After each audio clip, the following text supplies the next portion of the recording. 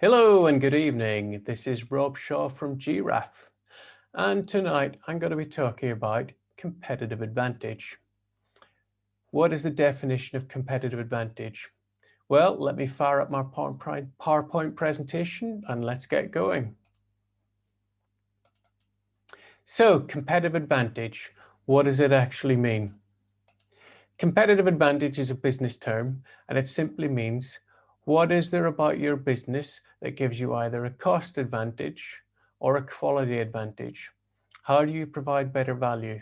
What allows you to produce something with lower production costs or higher quality, or both, that allows you to provide more value than your competition and allows you to build a little bit of a moat around your business and ensure that you're still profitable when everyone else is drowning?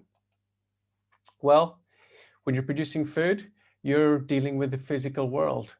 You're dealing with the climate and the soil where you're growing your crops or producing your livestock. First of all, you've got water. Do you have sufficient year-round rainfall to grow what you want to grow? Do you have underground aquifers or surface water in the form of rivers or lakes that will allow you to irrigate whatever you want to grow? What's your soil type? Is it sandy? Is it loam? Is it heavy clay? Is it inherently fertile? Will you be able to grow what you want to grow? Next, sunshine. How many days of sunshine do you have a year? And how many of hours of sunshine per day? It's sunshine that makes things grow. And finally, temperature and humidity. Do you have extremes of cold or hot temperature? And humidity. Do you have very high humidity levels? All these affect how productive your crops will be and your livestock. Location needn't necessarily be a competitive advantage or disadvantage. This little illustration shows New Zealand and the dairy trade throughout the world, and the fact that New Zealand controls a major portion of the world's dairy trade, even though it's actually a very small producer of dairy products. The reason this is because New Zealand used to produce lots of dairy products for export to the UK. Then the UK joined the European Union and New Zealand lost its market for all its dairy produce. So they had to struggle and find other markets throughout the world. But they played to their competitive advantage. New Zealand has a fantastic climate for growing grass, and grass-based dairy production is very low cost. So they played to that advantage, became the world's lowest cost producer, and ended up controlling the world's dairy trade 50 years later. Another example of that is pineapples in the UK. In the heyday of England's stately homes, it was very fashionable to produce pineapples or feed pineapples to people at your dinner parties. They were a tropical crop. They were very hard to get hold of.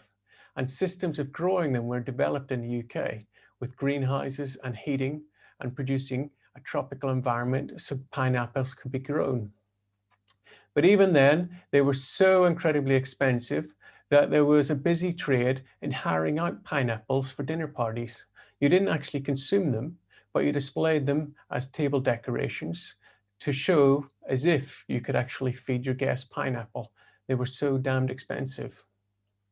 So there's a competitive advantage to growing pineapples in a tropical environment where they're due to be grown, as long as you can then ship them to the market. In Africa, what's your competitive advantages in agriculture? Well, Africa is a vast continent. There's many different countries and many different climates, but certainly there's lots of land available and generally there's lots of water in the right country. You've got lots and lots of labor available and it's cheap. The next little illustration down in the bottom left corner, the colorful one, it shows another advantage you have. This is the population growth throughout the world up to 2100. And you can see the massive swollen continent of Africa.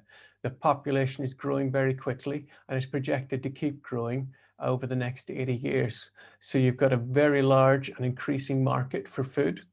And generally, they've got better economic growth as well. So people can afford to buy that food. Another advantage, a negative advantage, is the fact that logistics costs are horrifically high in Africa. Road and rail infrastructure is very poor, and shipping food around the continent is very expensive. So if you can produce food locally for a large enough market, you've got a real cost advantage and you can make real good margins. So what are the little nuggets? Well, first of all, take advantage of the high food prices currently because of that logistics disadvantage. And secondly, when you are developing an agricultural business in Africa, try and think of the long term and develop a business that's suitable for the local climate and the local soil and the local market. So long term, you will have that physical competitive advantage. Thanks for now. I'll be publishing this on LinkedIn.